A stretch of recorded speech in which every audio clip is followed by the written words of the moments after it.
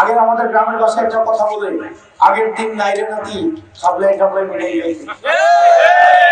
চাইলে অর্ডার চুরিদারি এখন আর সম্ভব না। এখন প্রত্যেকটা ঘরে ঘরে সাংবাদিক, প্রত্যেকটা মোবাইলে একটা সাংবাদিক। চুরি করবেন, মনে রাখবেন আগুন, ভালোবাসা আর দুর্নীতি, এই তিনটা জিনিস বুকে আসলে চাপা দিয়ে রাখা যায় না। এটা প্রকাশ পাবে।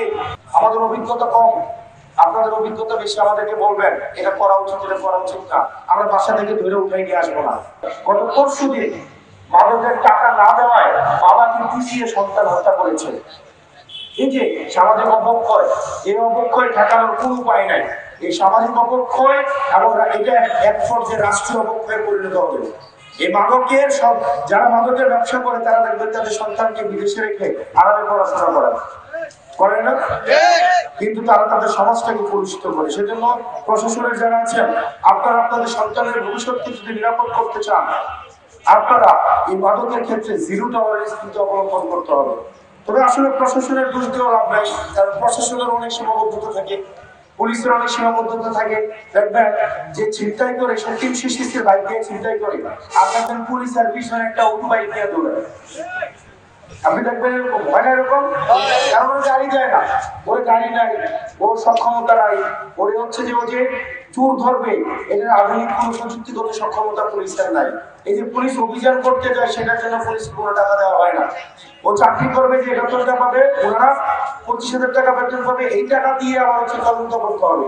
এবার আপনারা দেখবেন তাই তদন্ত করতে সময় যখন বাদী বা বিবাদী থেকে টাকাটা চাওয়া হয়, এটা বাধ্য হয়ে এই জিনিসটা করতে হয়। আমরা চাই না পুলিশ এভাবে ম্যানেজ করে আর চলুক, ম্যানেজ করে প্রোগ্রাম করুক, ম্যানেজ করে জনগণ থেকে জিম্মি করে। আপনাদের ভোটু নিয়ে বিভিন্ন সময় করে না, অভিযানে যায় না, সিনজি নিয়ে যায় না, ওই দেখবেন এই সিনজিওয়ালাদেরকে টাকা দেয় না। সিনজিওয়ালারা আমাদের কাছে এসে বলে ভাই পুলিশের ডিউটি করে আমাদেরকে পয়সা দেয় না, বা পুলিশও সিনজি দিয়ে ডিউটি করে এমন কোনো কথা আছে?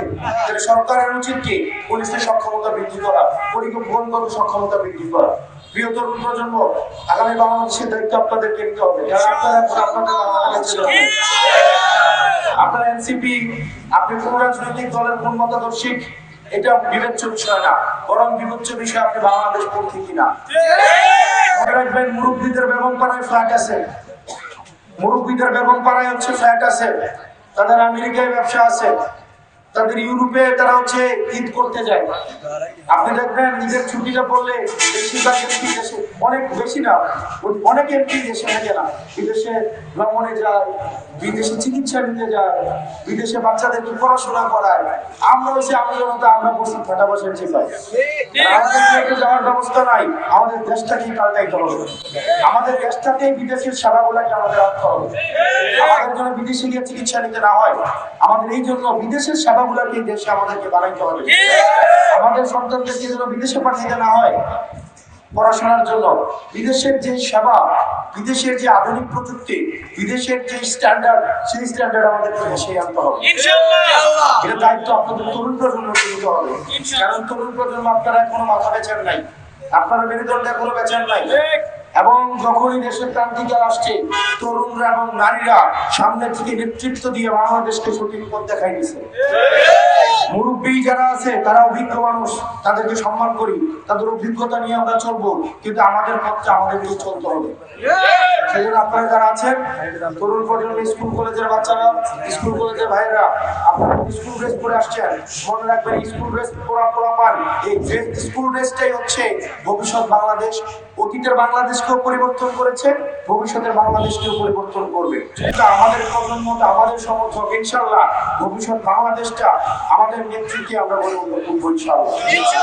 আমাদের ভুল থাকবে, আমরা ভুল করব, আমাদের অভিজ্ঞতা কম, আপনাদের অভিজ্ঞতা বেশি। আমাদেরকে বলবেন এটা করা উচিত, এটা করা উচিত না। আমরা বাসা থেকে ধরে উঠাই নিয়ে আসবো না। আমাদের সমালোচনা করলে বাসায় পুলিশ পাঠাবো না। গত 1.5 বছর 2টা বছর যে যত গালাগালি করছে, যা করছে, বলতে পারবেন না কেউ কখনো একটা মামলা দেওয়া, কোনো কিছু করা, আজকে পর্যন্ত কখনো এটা প্রতিবাদ করেছে। কিন্তু আমরা দেখতে পাচ্ছি আবার আগের মতো, হাসিনার সময়ের মতো ফেসবুকে সমালোচনা করলে বাসায় পুলিশ পাঠিয়ে। আমরা এমন বাংলাদেশ আর চাই না। আগের আমাদের গ্রামের ভাষায় একটা কথা বলে, আগের দিন নাইরে নাতি খাবলাই খাবলাই মিলে গেছে।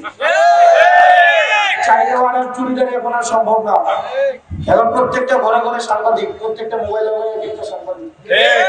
চুরি করবেন, মনে রাখবেন আগুন, ভালোবাসা আর দুর্নীতি, এই তিনটা জিনিস বুকে আসলে চাপা দিয়ে রাখা যায় না, এটা প্রকাশ পাবে। আপনি দুর্নীতি করেছেন, প্রকাশ পাবে, এবং লানত এই দুনিয়াতেই দেখবেন। আওয়ামী লীগের লানত দুনিয়াতে পাইতেছে না এখন, পাইতেছে না এখন। এমন একটা দল করে জুড়ে বলতেও পারে না লানত, আল্লাহ লানত দুনিয়াতেই দেখাচ্ছে।